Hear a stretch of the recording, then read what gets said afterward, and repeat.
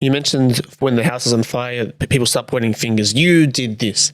Is it ever okay in conflict to say, you did this? Or it's like, I think you're like, reminding us about the importance of speaking about I. Okay. Because again, like, if I say to you, Chris,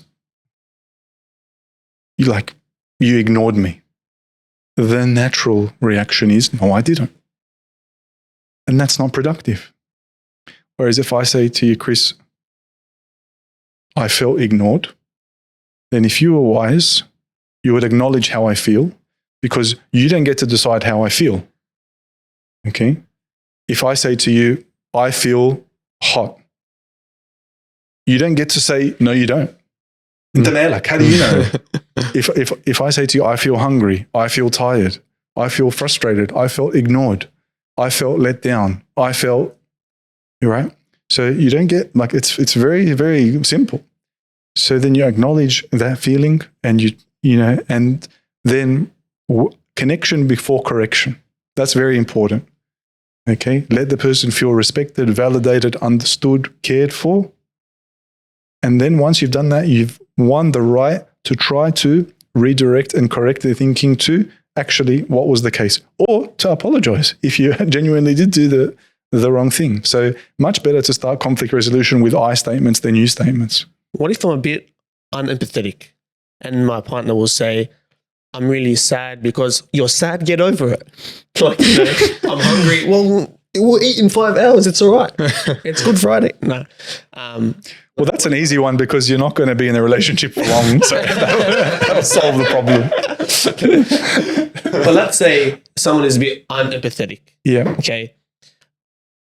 What are some practical advice where they can be more empathetic? Look, I think, people have different levels of emotional intelligence. Like there's no doubt about that.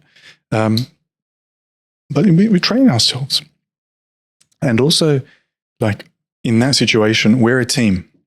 So if people are in conflict, sometimes you can fall into the trap of like, you are so broken, go and sort yourself out. And once you've sorted yourself out, then come back and talk to me. That's an us versus them mentality, which is very unhealthy. We are one team. So what that might look like is, okay, the person who's not empathetic can accept and acknowledge that that's the case, but then can ask for the support of their partner who is humble enough to give it to them, and say, okay, like, just, I'm not good at like thinking about how you're feeling, so I need you to help me. Okay.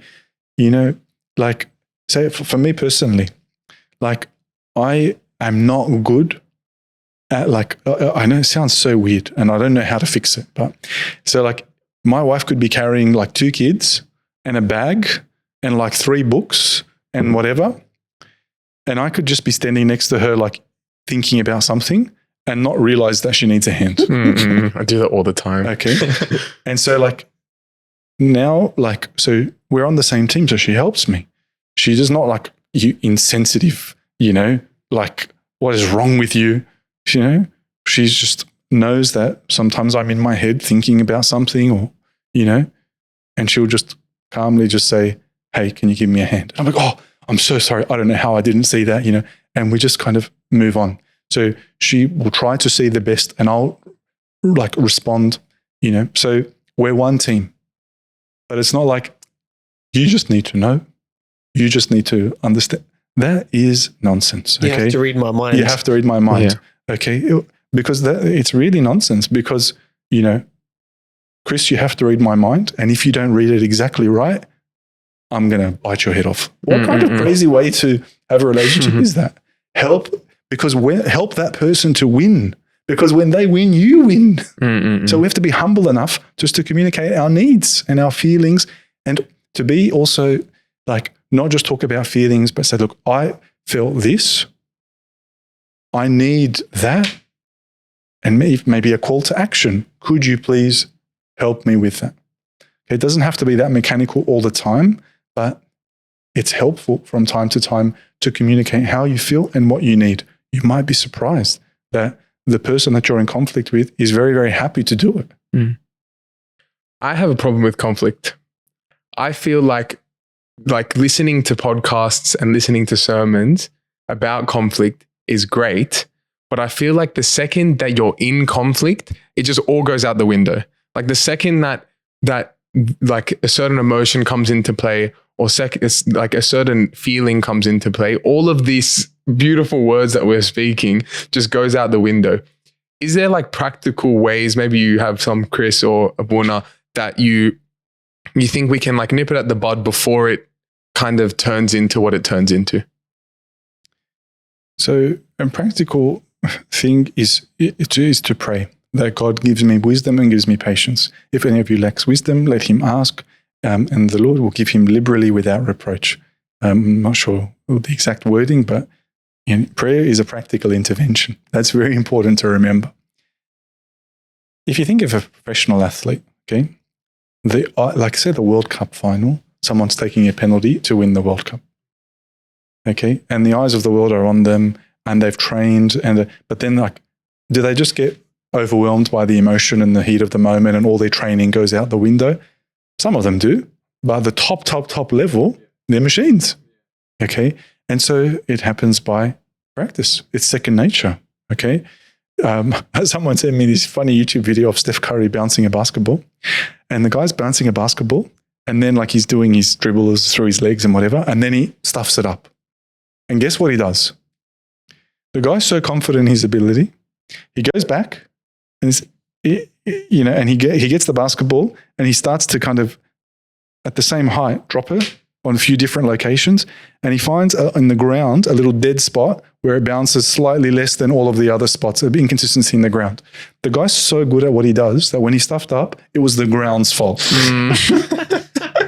That's crazy. Look, even at Bankstown Hospital a little while ago, there was a number of babies that were dying unexpectedly. They would be delivered, the doctors would do their thing, and give them oxygen, whatever, and then the babies were having bad outcomes.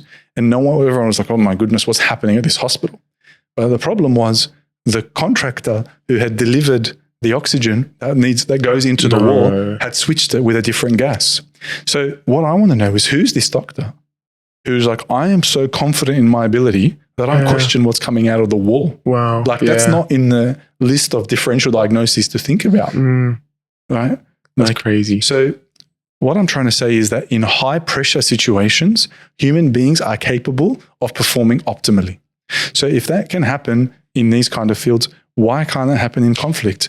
Add to that the grace of God, add to that like the power of the sacraments, then of course we can do it. I remember a priest was telling me this, that his father used to do, is that every single time he got in trouble, he wouldn't know. The next day, the father will come and try to smack the kid, but he would be so like in such a happy mood, he would just start like laughing. And the point is that the father would never smack the kid when he's in anger, ever. So I think, like, for example, everything goes out the window because when we're in the moment, we're emotional, we have a cloud. Our actions are covered by our emotions.